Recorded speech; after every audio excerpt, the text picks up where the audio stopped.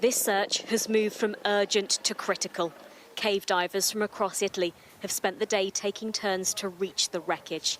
Efforts were paused on Monday night, but by dawn they were back in the water.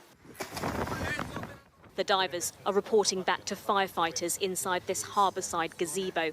This, now a makeshift search and rescue headquarters. All 15 survivors had been discharged from hospital. Dr. Cipolla was on shift when 35-year-old Charlotte Galinsky and her baby arrived on Monday morning.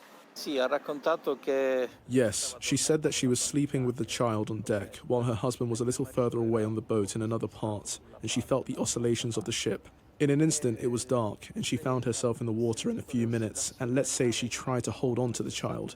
She lost the child for 3 seconds. She then managed to catch her in the water. He says they were in shock.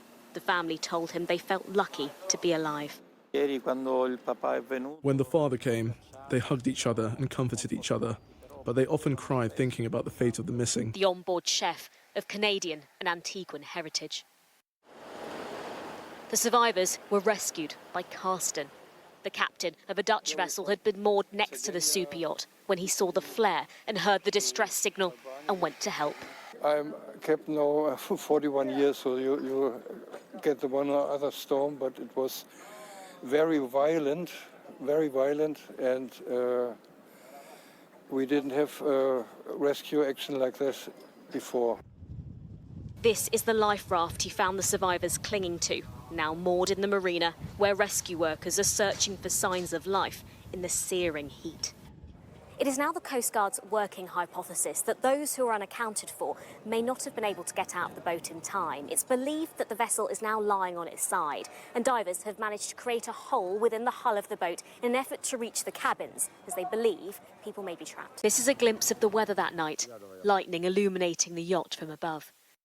This footage captures the pelting rain and vicious wind, with the infamous sailing mast giving away the yacht's final position before it capsized.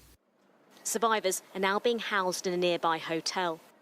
Embassy officials there to meet them and offer support. I've spoken to, I think, most of the British survivors of this terrible incident.